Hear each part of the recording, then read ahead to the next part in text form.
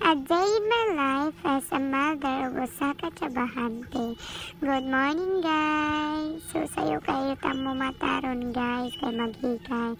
So ang time na to is 4:40 AM.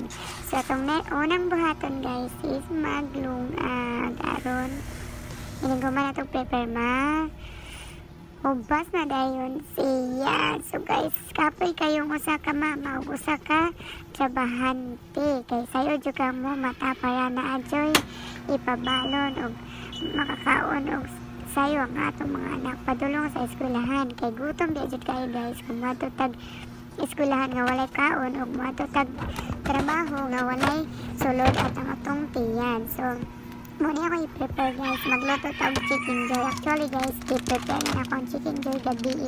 Marinated na siya para ini ka morning, igo na lang pituhon. So kini guys, muna ilang snacks, balon sa school, fita o hayro. Muna ilang request. So lami pa kayo na silang tulog guys, ganganga pag na sila ako. So muna magluto tag sayo.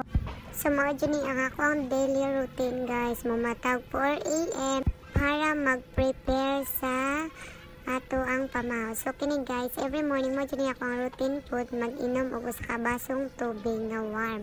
Para inig mga 6 AM o lami na kayo ng ECR. So mag-stretching ta diri guys. Pawala sa duka.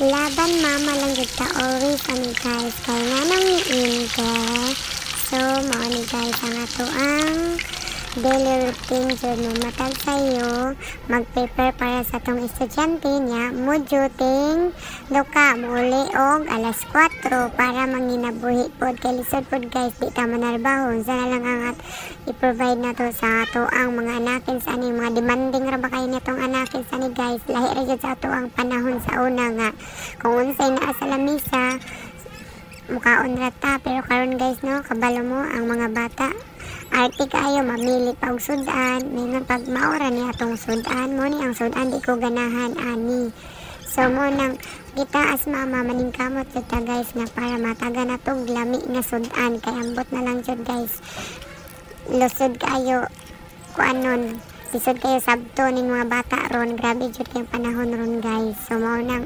manang maningkamot jud tag guys. So mga guys padulong na pud tang ihatod na ni nato sa eskwelahan. Ato ning i-drop og una kay dool man ni sa mo ang balay guys. So mo ni hatod na to una tong anak. So ang oras ani guys is na siya sa 6:20 6:30. Sayo kay ni actually guys ang ilang klase ani 8 pa jud unta.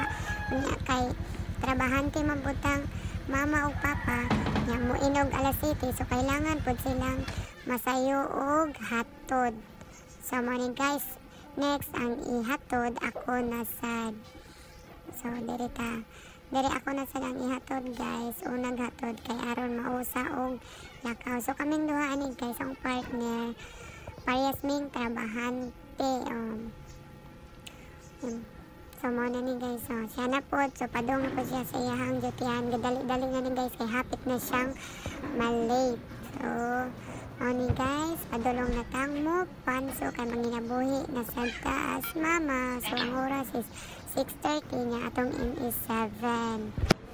So laban mama lang dito ani guys no, kay naman tayo duha ka anak aning gastador kaayo. So mo na ni mag-prepare na po ta sa ato ang buluhaton para padulong mo trabaho. Pero ani guys, sayo pa kasi sa buntag guys, nanay Shopee. O diba? Di man dyan mawala ang Shopee guys. Mara man ikalipay na to. So order gamay, trabaho dako. May na lang po, kalingawa na itong order sa Shopee. So mo na ni guys, na-prepare na ko para sa ako ang table on niya. Mora to guys, thank you!